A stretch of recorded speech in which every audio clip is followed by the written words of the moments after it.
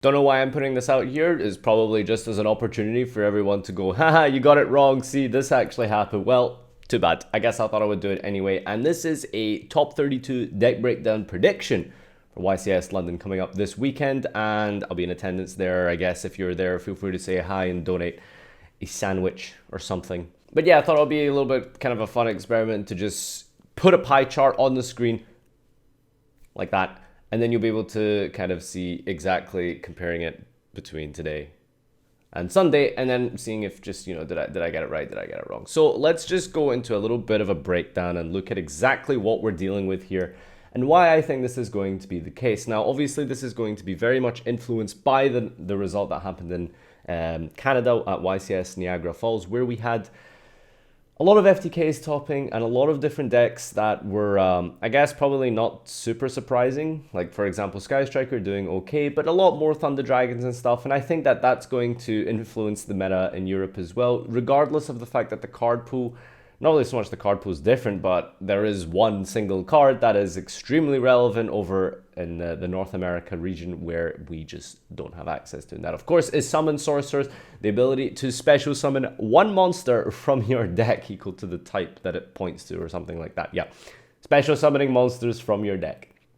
It's a big deal. That's a big deal, especially if you're going to be bringing out warriors that you link away to that do things in the graveyard, etc., etc. You know how it is. Now, we don't have access to this card, so I think that's going to very severely inhibit the ability of any kind of FTK variant to function in Europe. What you'll notice from what I've predicted here is that there is a lot of Thunder Dragons, so much so that I've actually decided, it's funny that like 2 weeks ago you would have asked me, I said like this deck wouldn't get 1 or 2 tops. Now I'm putting it as the best deck for this event. I generally believe that people have been really, really hyped, and they will be looking at the result from last week and they'll be thinking to themselves, wow, this deck did really well. And yeah, it's kind of scary, especially over here now that in Europe where there isn't the FTK version, there isn't the fear of dealing with all these kind of crazy dumb combos where you're going to have to load in like 12 hand traps just to make sure you don't auto lose game 1. In Europe, it's going to be primarily Sky Striker, some Altergeist as well. I think that Thunder Dragon is a very, very, very big shout for this event. So much so that, yeah, like I said, I believe it's going to be the best deck for this event. Very consistent deck, lots of cool combos, lots of just crazy beefy boss monsters you can put up on the board turn 1. Very hard to out, very hard to deal with because of the inbuilt protection effect of Colossus and Titan. Being able to pop your cards with Disruption, playing some hand traps as well in the mix, and you just have a formula for a really, really good consistent deck that doesn't have to go super minus to bring out the fusions, etc., etc. All of the guys in the graveyard, plus if you summon a BLS and stuff like that. So much going for this deck. And I think in Europe, in a format that is a little bit slower and is going to be a little bit more dominated by the sort of the Sky Striker meta before Soul Fusion, well, I think it's a natural sort of response that, hey, the deck that can summon a mistake is probably going to be very, very good for this event, and I think it's going to be better than Sky Striker. Now, for Sky Striker itself, well, I still think the deck's pretty strong. I mean, it's a great engine. You are able to go into your bonus cards and stuff if you're starting the dice roll, build so much advantage going first, set a bunch of cards, recur them back with multi-roll. It's a great toolbox deck. It's a deck that just has a great matchup across the board, except for Thunder Dragon, which is going to be a lot weaker game 1. But game 2 and 3 with siding and some cards put in, I think that Sky Striker isn't going to be completely brushed aside.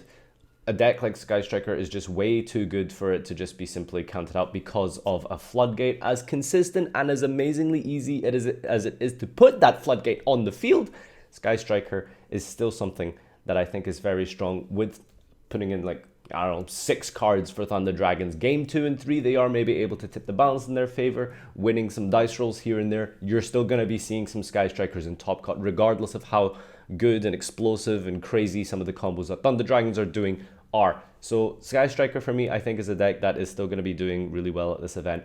But I don't think it's going to be doing as well as Thunder Dragons. I do believe that Thunder Dragons is the way to go for this event. There is a deck that has a fairly nice matchup against that to counter the surge of the Thunder Dragon popularity that I believe is going to be happening at this event. Because, like you said, so many people did well in America with Thunder Dragon.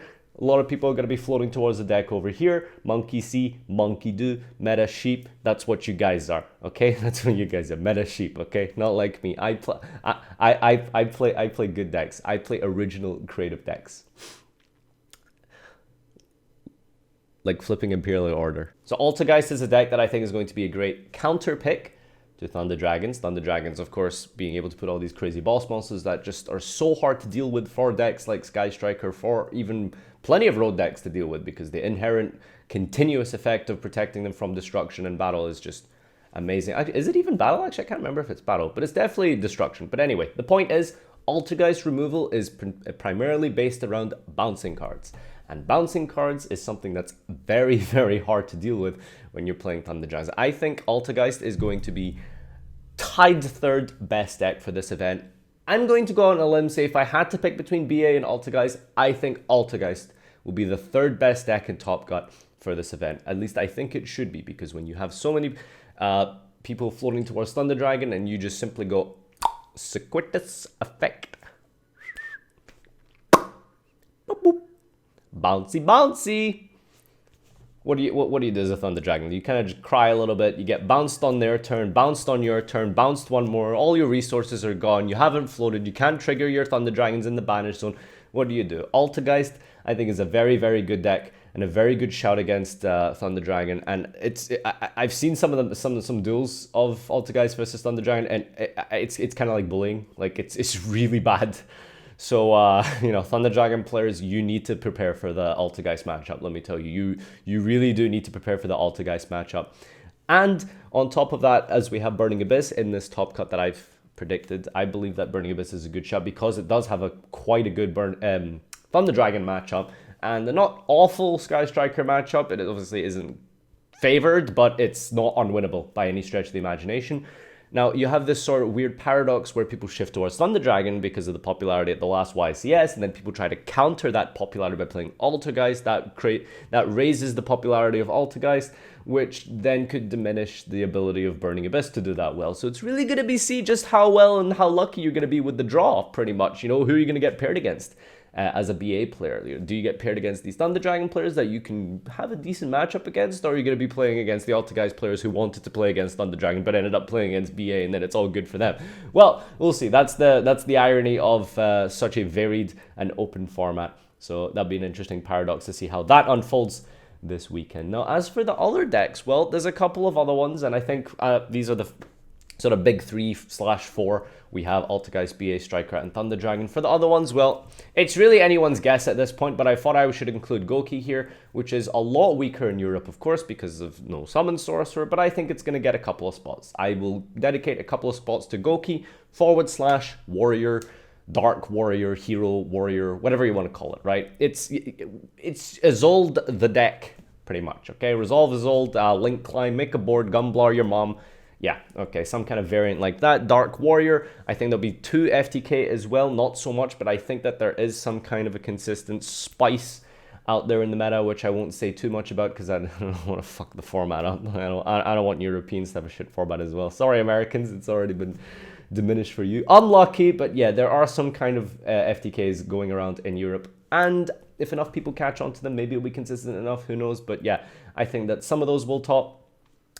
Danger variant, I guess I'll say that there's a danger sort of thing you can do, and yeah, that could be popular even without Summon Sorceress. Could get a couple of tops there. Trickstar variants, Pendulum, the usual. You know, just thought I'd squeeze these in. There's always going to be like 1 or 2 like weird ones. I probably should have included Paleo over like the Trickstar one, I think, but Trickstar is just such a popular deck that based purely off of representation, if you throw like 50 like turds at a wall and like 40 of the turds are Trickstar and 10 of them are Paleo, like realistically the Trickstar one is more likely to stick than the Paleo one, even though I think the Paleo one is probably a better meta call all round than Trickstar. But I just think like representation wise, like a lot of rogue players will float towards Trickstar, and I think like one of them might get lucky and like get a top there. So that's why I think Trickstar might get a top over Paleo. But hey, the Trap Trick variant that we saw at YCS Niagara Falls was pretty cool. Maybe there'll be something a little bit more innovative